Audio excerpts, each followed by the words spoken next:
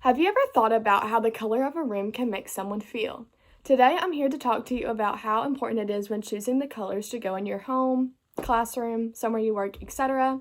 So, this is relevant to anyone that has to choose colors for rooms that they're going to be in for long amounts of time. We have talked about this topic in many of my past education classes. We've mostly spoke about how the color of a classroom can affect how well children learn and how well they act throughout their school lives. So I'm going to be telling you how the color of a wall in a room can negatively affect how someone feels and why it's important to choose the correct colors for walls. So first we're going to be talking about how the color of a room can affect how someone feels. So 3 colors that can negatively affect how someone feels are brown, beige, black. Basically, any dark or muted color can cause people to feel depression and to be sad in a room.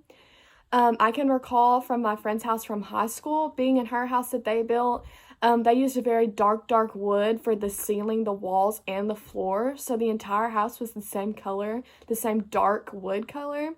And I recall every time being in that house kind of being sad or feeling closed up.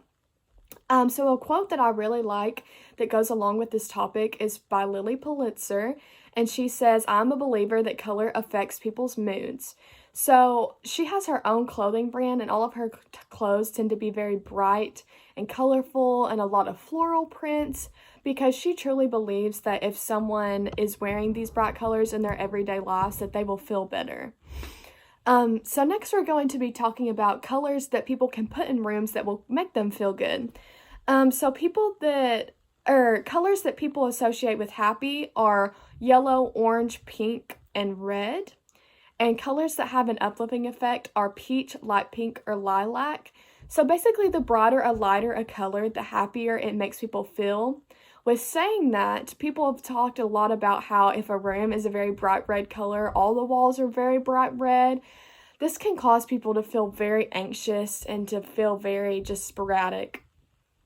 So lastly, we're going to be talking about the benefits of choosing the correct colors and different ways to go about that process. So paint colors can often decide how much time someone spends in that room in their house, and a lot of people don't think about that. But if someone has a living room that's a very warm and inviting color, and they have a bedroom that's a very dark and sad color, this person will tend to spend more time in their living room than they do their bedroom.